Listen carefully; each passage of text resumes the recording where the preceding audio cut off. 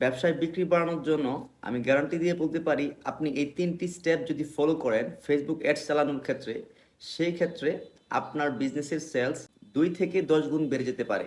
যদি আপনি এই ৩টি জিনিস ফলো করেন। প্রথম যে জিনিসটা আপনাকে ফলো করতে হবে সেটি হলো সবসময় অনেক ব্রড অডিয়েন্সকে টার্গেট না করে কিছু কিছু সময় একটা ফিক্সড অডিয়েন্সকে টার্গেট করতে হবে বা একটা ন্যারো অডিয়েন্সকে টার্গেট করতে হবে। এই ক্ষেত্রে আপনার যে জিনিসটা হবে সেটি হলো তখন ফেসবুক ব্রড অডিয়েন্সের কাছে আপনার অ্যাডটাকে টেস্টিং করার বদলে একটা ন্যারো অডিয়েন্সের কাছে আপনার অ্যাডটা টেস্টিং করবে এবং সেখান থেকে আপনি একটা ভালো রেজাল্ট পাবেন। সেকেন্ড যে জিনিসটা সেটা হলো অ্যাডস ক্রিয়েটিভ নিয়ে কাজ করা। আমরা ম্যাক্সিমাম সময়ই অ্যাডস ক্রিয়েটিভ বা অ্যাডস কন্টেন্ট নিয়ে কাজ করি না।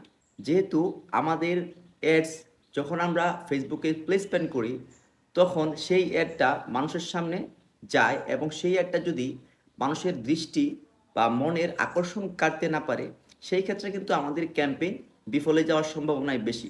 তাই আপনার উচিত হবে আপনি যখন ফেসবুকে একটা ক্যাম্পেইন চালাবেন তখন তার পূর্বে সেই ক্যাম্পেইনের অ্যাডস ক্রিয়েটিভটা ভালোভাবে ক্রিয়েট করা যেন প্রথম দৃষ্টিতেই আপনি আপনার কাস্টমারের নজর কাড়তে পারেন।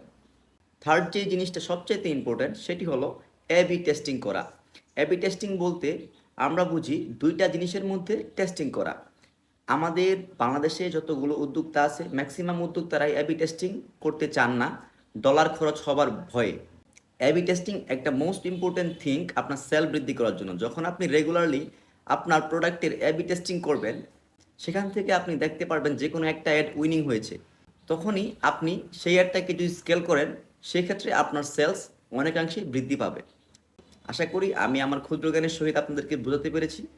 এরকম আরও ভিডিও পেতে চাইলে প্লেলিস্টটিতে ফলো দিয়ে রাখতে পারেন এবং চাইলে আপনার ব্যবসায়ী বন্ধুদের সাথে ভিডিওটি শেয়ার করতে পারেন। ধন্যবাদ সবাইকে। আসসালামু আলাইকুম, আল্লাহ হাফেজ, টেক কেয়ার।